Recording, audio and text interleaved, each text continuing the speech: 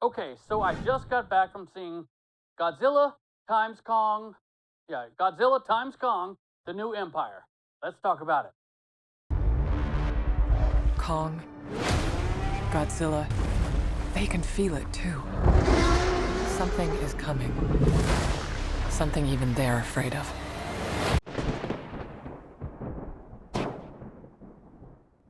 Godzilla times Kong, The New Empire. So this is the latest in the Monsterverse movies. And when I say the latest, there's an actual timeline. I'm going to throw this up here so you can see it. All right, so the Monsterverse. Godzilla. Then Kong, Skull Island. Godzilla, King of the Monsters. And Godzilla versus Kong was all part of Phase 1 in the Monsterverse. Phase 2 of the Monsterverse is Skull Island on Netflix. It's an animated series, gives you a little background on Kong, and it's actually not too bad. I mean, it's a little annoying at first, the characters, but they played it up for kids. And then the next part in Phase 2 was one that I already did a review on called Monarch, Legacy of Monsters. Now, this movie is trying to build upon all of that, and it's characters from Godzilla versus Kong, the last movie. But they're trying to make sure and throw in some of that stuff from Monarch that actually is trying to make sense of it. Now, Monarch, here's a very confusing part of this. So in the Monarch show, it shows that if you go to Hollow Earth, which is where a lot of the fighting is taking place, then time works differently down there.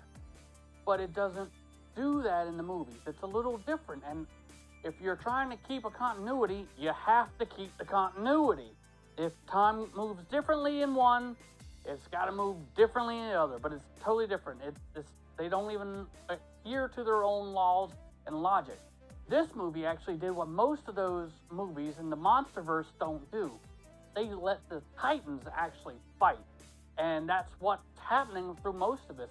And it's not actually much of a human story to this, but it's worth watching in the theater because, oh my gosh, it looks great. I mean, it really does. Godzilla looks just like he does from the show and the other movies. Kong looks good. And at one point, you actually think you're watching Land of the Lost. And if you know what Land of the Lost is, you're old like I am. I'm like, what else does this remind me of? Oh yes, it reminded me a little bit of Transformers because they gave Kong kind of a bionic arm and he looked like Bumblebee, and you can tell from the trailer when his hand comes up and it looks like that. I thought it was Bumblebee at first. I know it sounds silly, but still. They made Godzilla and Kong run together, and you see that in the trailer. But the thing is, Godzilla shouldn't run. Him running would be like going across the United States, in less than a couple hours. But I can't imagine Godzilla keeping that pace up. If this movie does well, or if it doesn't, I'm not going to be surprised because people are fickle. They want to go see big monsters go at each other. But they want some sort of story, and they're going to complain one way or the other. Either there wasn't enough animal fights, which there really are, or there's not enough human story, which who actually wants that? Oh wait, everyone. And you know why I know that is because of Godzilla Minus One that came out just a couple months ago that we talked about right here on The Watcher. That was an amazing movie.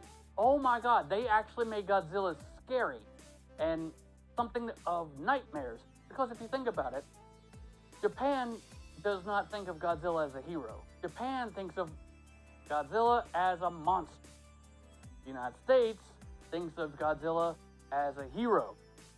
So there's two huge ways of thinking about this, because if we go back to Godzilla Minus One, we'll notice Godzilla is supposed to come out of the radiation from the bomb that happened for World War II. This one is very different. He's been around for a millennia, who knows how long since the Earth was created. Now, we have another big ape. His name is Scar, and Kong and Godzilla have to come together and fight this Scar to basically level out the world.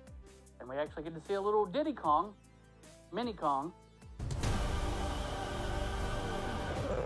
Is that a mini Kong? But he's a kind of a little jerk. And he comes around after Kong is nice to him, but still, he was a little jerk. Go to this movie, turn your brain off, watch the monster fights, and tell me if you liked this movie. Did you like it? I saw it before everybody else. I'll tell you, I thought it was okay. You have to see it in the theater if you're going to see it, okay? Or you probably can watch it on Max when it comes out. Let me know what you thought. Leave a comment if you want, or if you don't, that's fine too. Just tell me you watched it and you liked it. Until next time, we'll see you at the movies, on my couch, wherever I happen to be watching TV. Bye, everybody.